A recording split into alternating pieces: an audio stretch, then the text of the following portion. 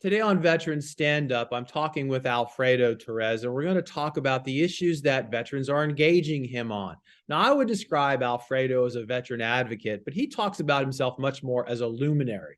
And he does this in a humble way based on his unique experiences as an EMT, a radio host, a career counselor, a veteran advocate. It's a person who engages and helps people work through and provides some sort of influence. So, welcome, Alfredo.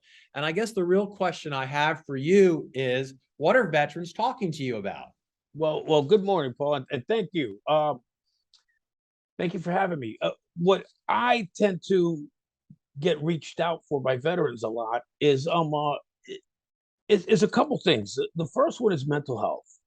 If you follow me, you'll see a lot of my posts deal with mental health. We're in a profession that does not allow you to show weakness. And so that means that as you're transitioning out, you don't ask for help. You don't say that you're scared. And transitioning is a very scary thing. And it's not a journey that you do alone. So you hold all of that inside, and all the stress and the anxiety and the worry, coupled with your work status and your home status, and what are you going to do? I mean, it drives people crazy, but nobody wants to admit it. Mm-hmm. And so a lot of people talk to me about that. A lot of people also talk to me. A lot of veterans talk to me about a transition timeline. Mm-hmm. Mm-hmm.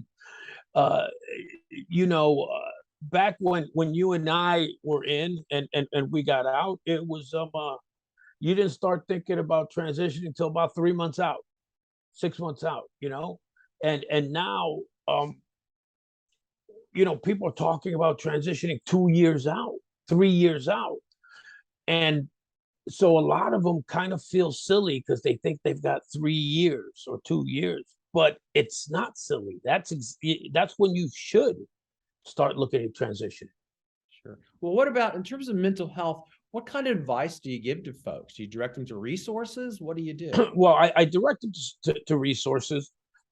There's some great resources out there, starting with your state resources. A lot of people do not take advantage of their state benefits. And just to clarify it, every veteran has two sets of benefits. They have their federal benefits. We all know that: guaranteed home loan, student, the GI Bill, post 9/11 GI Bill, all that kind of stuff.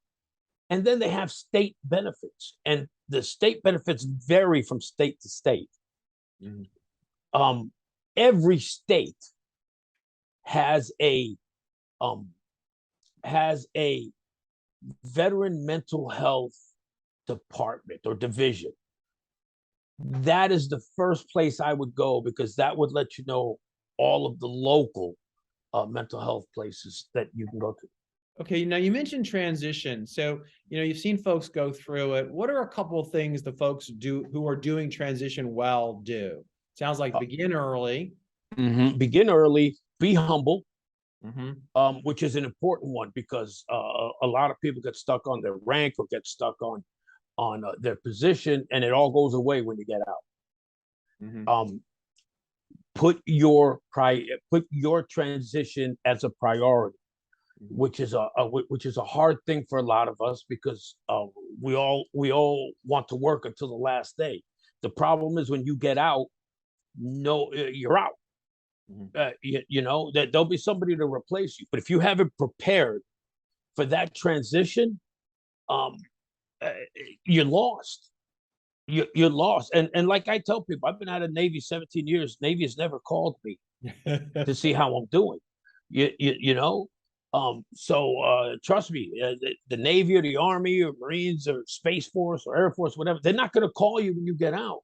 So you need to prioritize your transition. Right. And how about one don't do from what you've seen from the people who struggle? The one don't do that I would say is, don't assume that when you get out that it's all going to be there for you, that you're a veteran and the world owes you something and the world loves you and the job is automatically there and you're going to walk into a house and get the six figures. Don't, because that thought will cause you to delay working on your transition, because the assumption is, yeah, I got it, and you don't. Well, those are great points. How can viewers, folks, follow you and kind of keep up with what you're doing and how you're engaging veterans? The best way to do it is LinkedIn. I'm very active on LinkedIn. Videos, live posts, all that kind of stuff. And it's Alfredo the Paisley Prince Torres. And you respond to comments and DMs too, right? Yes, I respond to all that, unless you're a Bitcoin, seller, or you're asking for any kind of advice on how to get into the country, any of that kind of stuff.